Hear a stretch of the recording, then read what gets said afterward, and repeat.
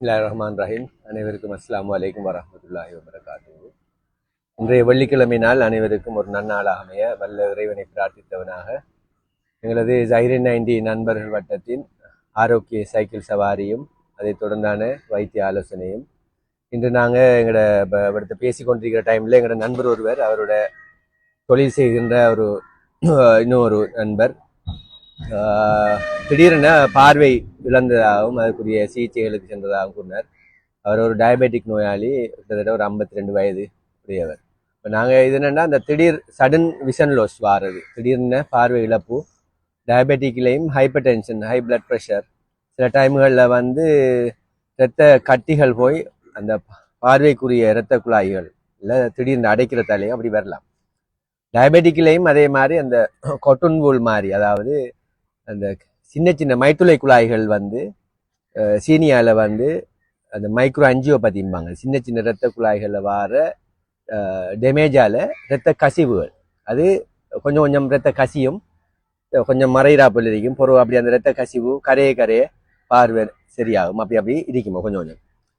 பெரிய இரத்த குழாய்கள் சில வேலை வெடிச்சிச்சுண்டா, சில டைமில் திடீர்னு அவ்வளோ ஒரு ப்ரெஷர் கூடி அல்லது பெரிய இரத்த குழாய் ஒன்று பாதிக்கப்பட்டிருந்தது வெடித்து பெரிய அளவில் இரத்தம் கசிஞ்சிச்சுண்டா பெரிய ஒரு ஃபுல்லாக மறைஞ்சிடும், ஒரு கண்ட ஃபுல் பார்வையும் மறைகிறது சான்ஸ் இருக்கு.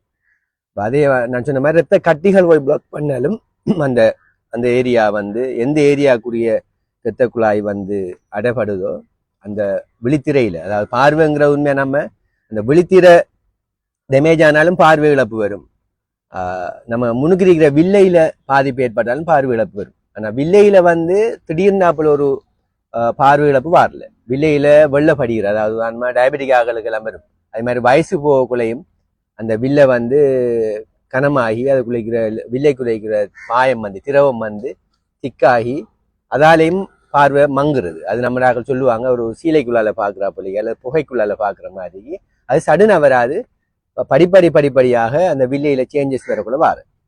அது நம்ம லென்ஸை கலட்டி போட்டு வேற கிளியரான புது லென்ஸை போட்டால் ஃபுல் கிளியர் ஆகிடும் பார்வை. இப்போ நான் என்ன சொல்றது வந்து விழித்திரையில வர பாதிப்பு, அதான் டேஞ்சர். விழித்திரை, அந்த விழித்திரையிலேருந்து அந்த பார்வை நரம்பு போகுது, பார்வை நம்ம பின்மூளைக்கு போகும் பார்வை நரம்பு. ரெட்டினோபத்தின்னு சொல்றேன், அது ரெட்டினோபத்திம்பாங்க, டயபெட்டிக் ரெட்டினோபதி, ஹைப்பர் டென்சிவ் ரெட்டினோபதிண்டா ப்ரெஷரால வர ரெட்டினோபதி.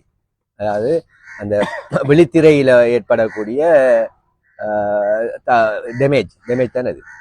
இப்போ இதில் வந்து உண்மையாக வந்து அந்த அந்த இரத்த கசிவுற அந்த குழாயிற சைஸை பொறுத்தா நீங்க பெரிய கசிவுன்னு சொல்லிச்சேன்னா ரிகவர் ஆகுறது கொஞ்சம் அந்த அந்த ஒரு மெல்லிய படலம் ஒன்றெல்லாம் கிளியர் ஆகி ஒரு இடத்துல அந்த இரத்த கட்டி மிஞ்சும். இப்போ நம்மளுக்கு தெரியும், ஒரு இடத்துல என்னை சுத்தியல் அடிச்சு அல்லது பெரிய எண்ணெய் விழுந்து ரத்தம் கசிகிறதெல்லாம் பெரிதான சில ஆகளுக்கு ரத்தம் அப்படியே கட்டியாகி.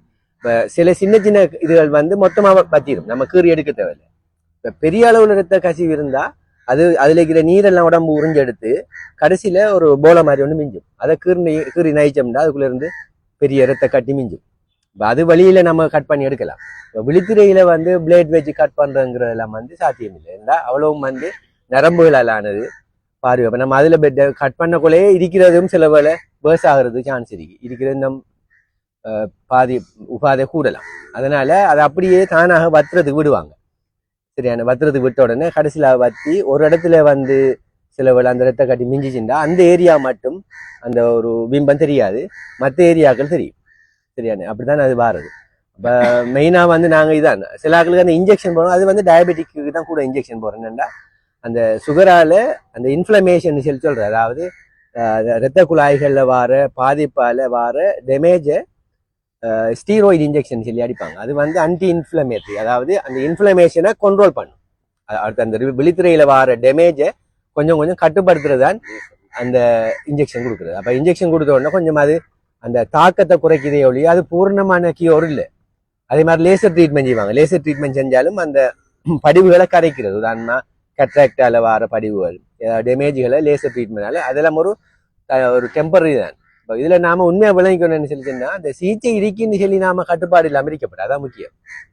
ஆகல் வந்து அந்த என்ன சிகிச்சை இருக்குன்னு தான் கேட்காங்களே ஒழிய இது இப்படி வராமக்கு நாம என்ன செய்யலாம்ங்கிறதுக்குரிய முறைகளை வந்து நாம பெருசா தலைக்குள்ள எடுக்க முடியாது. அது போனா அது ஸ்டென்ட் போட்டா சரின்னு நினைக்கும் பைபாஸுங்கிறது. அது அந்த அந்த ப்ரொசீஜருங்கிறது அந்த சர்ஜரிங்கிறது எல்லாம் வந்து ஒரு ரிஸ்கானது அந்த சர்ஜனுக்கு தான் தெரியும். இப்போ நம்ம ஒரு இன்ஜெக்ஷன் அடிக்காம எந்த அளவுக்கு சக்ஸஸ் ஆகும், அதில் வேற காம்ப்ளிகேஷன் வருமா, அந்த எல்லாம் உண்மையா விளங்காம தான் நாம லேசா சொல்றோம். போய் நம்ம ஒரு இன்ஜெக்ஷன் உண்டா போட்டா சரி, அதுக்கு ஒரு இன்ஜெக்ஷன் போட்டா குறையுமா சொல்லி நம்பிக்கையில நாம சாப்பாடை கட்டுப்படுத்தாமக்கு அந்த ஒழுங்கான முறையில் அந்த கிளினிக்குகள் போய் மருந்துகளை பாவிச்சு கண்ட்ரோல் இல்லாமல் இருக்கிறது தான் இந்த பிரதானமான இந்த நிலைக்கு போறதுதான். இந்த உபாதைகள் வாரத்துக்கு பிரதான காரணங்கள் இதுகள் தான். அதாவது நாங்கள் ப்ரெஷரை கண்ட்ரோலில் வச்சுக்கொள்ளணும், சுகரை கண்ட்ரோலில் வச்சுக்கொள்ளணும், அதே மாதிரி கொலஸ்ட்ரால், இந்த மூணு தானே பிரச்சனைக்குரியது. இந்த மூணையும் நாம கண்ட்ரோலில் வச்சுக்கொள்ளணும். கண்ட்ரோலுங்கிறது வந்து நீங்க நம்ம நினைச்சு கண்ட்ரோல் பண்றதுக்கும் ஒரு ஃபாலோஅப்போடு இருக்கும். நம்மள ஒரு ஆள் வந்து குஷன் பண்ணக்கூடிய மாதிரி இப்போ கேட்கணும். எப்போ ஹரிசியா பார்த்துட்டு கேட்கறதுக்கு ஒரு ஆளோட நம்ம தொடர்பு வச்சுக்கொள்ளணும். பக்கத்தில் உள்ள ஒரு ஹாஸ்பிட்டலில் ஒரு கிளினிக்கோட வச்சிருந்தா தான் இதை வந்து உண்மையாக கண்ட்ரோலில் வச்சுக்கலாம். நான் ப்ரைவேட்டில் எடுத்து குடிச்சிக்குவேன்னு சொல்லி சொல்கிறது எல்லாம் வந்து அது பொய்வே இல்லை. ஏன்னா நாம் அப்படி போக மாட்டோம். சரியா, நாம் 1 மந்த்லி போக மாட்டோம். அப்போ கிளினிக்கோட ஒரு ஹாஸ்பிட்டலோட லிங்காக இருந்தோம்னா எப்படி நாம் அந்த டேட்டுக்கு போவாடி டாக்டர் கேட்பார், எம்பரில் கேட்பார், எப்போ ஹரிசியா சுகர் பார்த்துன்னு கேட்பார், எப்போ ப்ரெஷர் பார்த்துன்னு கேட்பார், எப்போ கொலஸ்ட்ரால் பார்த்துன்னு கேட்பார். தயவு செய்து வந்து இந்த சுகர், ப்ரெஷர், கொலஸ்ட்ரால் அப்படி நாள்பட்ட நோய்கள் இருக்கிற அந்த தொட்டா நோய்கள் இருக்கிற எல்லாரும் வந்து ஒரு கிளினிக் ஃபாலோஅப்போட கட்டாயம் இருங்க. ஒரு புக் மெயின்டைன் பண்ணுங்க, கொப்பியை வச்சு கொப்பியில் எழுதியே வாங்க. சில ஆக்கள் வருவாங்க ஒன்றும் இல்லை, மெயின்டெனன்ஸ் ரெக்கார்டு இல்லாத வாகனத்தை நாம நம்பி வாங்கல. எங்கெங்க என்னென்ன டேமேஜ் இருக்குன்னு தெரியா. நான் அப்படி தான் சொல்றேன். இப்போ உங்களோட ஒரு திடீர்னு ஒரு வருத்தத்தை வந்தால் அவர் சீனி ப்ரெஷர் ஆகி கையில் ஒன்றும் இல்லை, எனக்கு தலைக்கு இடிக்குதுன்னு சொன்னா, தலை சுத்து மாதிரி இருக்குன்னு சொன்னா திடீர்னு அப்போ அவங்களுக்கு மருந்து செய்யல. ஏன்னா மெயின்டெனன்ஸ் ரெக்கார்டோட வார ஆளுக்கு நமக்கு தெரியும், இவர் நான் போன மாசத்துக்கு 3 மாசம் இது பார்த்திருக்காரு, செக் பண்ணிக்காரு, கிட்டத்தில் கிட்னி பார்த்திருக்காரு, எல்லாம் செஞ்சிருக்காருங்க கூட நம்மளுக்கு டக்குனு ஐடியா வரும், இதா இருக்கலாம், வேற சான்ஸ் இல்லைன்னு ஒரு ஐடியா வரும். இப்போ இதென்னண்டா ஒரு ரெக்கார்டும் கிடையா, ஃபார்மஸில் குடிச்சு எடுத்துக்கிறேன், கொழும்பு போகிற டைம்ல 6 மாதத்துக்கு ஒருக்கா ஒரு கன்சல்டன்ட்டை காட்டிக்கிறேன், அந்த துண்டு எங்கன்னு தெரியா, தாழ்த்தாண்டலாம் கொப்பியா இருந்தா மிஸ் ஆக மாட்டா, ரெக்கார்டா இருந்தா. ஆகவே தயவு செய்ய எல்லாரும் அந்த மெயின்டெனன்ஸ் ரெக்கார்டை வச்சுக்கொள்ளுங்க. என்ன, நம்ம ஒரு கம்பெனியில டொயோட்டா கம்பெனியில வாகனத்தை மெயின்டைன் பண்ற ரெக்கார்டிக்கிற வாகனத்தை நம்பி வாங்க, ஒரு கேள்வி கேட்க மாட்டான். எங்க ஃபைல பாக்குற 6 மாதத்துக்கு ஒருக்கா சர்வீஸ் பண்ணி எல்லாம் சரி தாங்க, அது பிரச்சனை இருக்க மாட்டான். அது மாதிரி நம்மளை வந்து ரெக்கார்ட் வச்சு மெயின்டைன் பண்ணுங்க. நாங்க அல்லாட ஏற்பாட்டால நாங்க ஆரோக்கியமா வாழலாம்னு கேட்டு விடைபெறுகிறேன். நன்றி. அஸ்ஸலாமு அலைக்கும்.